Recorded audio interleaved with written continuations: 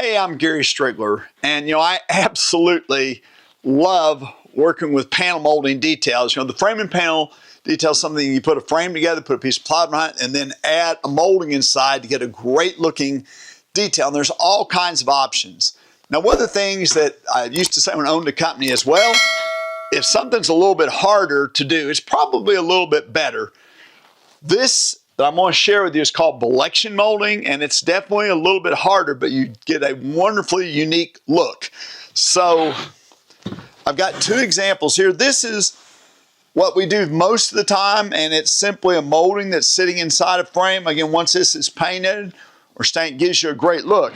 But this is what we call collection molding, where the molding lips out over, and there's the profile, lips out over the frame, so you've got kind of it's like 3D almost.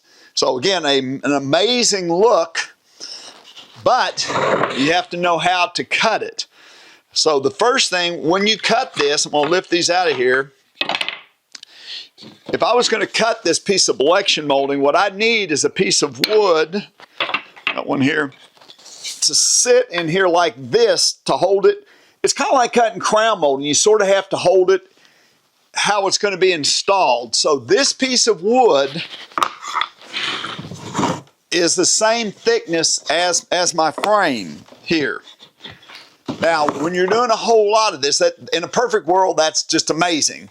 So this piece of wood, would sit underneath here and shim it up. You cut it. We're going to show you that in a second.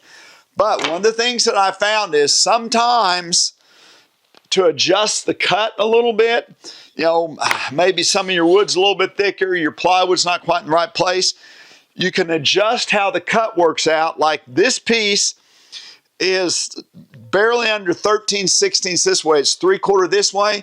So if I needed to slightly change the angle of cut, I could change the thickness of the piece that I put underneath it. Now, another thing that also can be done if you've got something that's not quite lined up is you can take a rebedding plane like this and, get in there and take a little bit off of this, or even a little bit off of, a little bit off the backside of this or off that if you need to work to zero in a joint. So a rebedding plane can be a great tool to have when you're doing this. All right, we're going to go over to the saw, and I'm just going to real quickly show you 2 or 3 different things about how we cut this. So the first thing you need to remember, and this can actually be a little bit more forgiving because this laps over, my long point is up here somewhere. Now, that can vary a little bit. I don't have to be jammed all the way in tight, so I've got a little bit of forgiveness there, so that's actually kind of nice.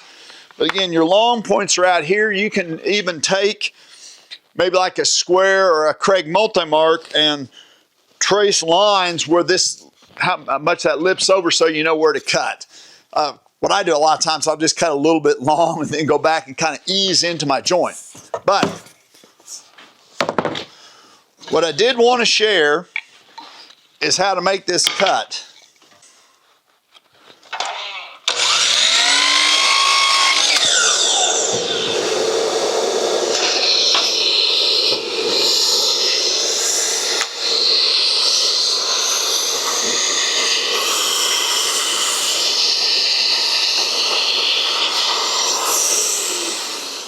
So that's how I get the cut I need. Actually, I cut it, I guess, like that. And again, if I needed to change that angle a little bit, I could put a thicker piece in here and that would change it, or thinner. A little bit like when you're cutting crown molding and you roll it up or down. So if you get a chance to try collection molding, again, it's a little bit more trouble, but boy, do you get an amazing look. So I hope you'll be encouraged to try it sometime.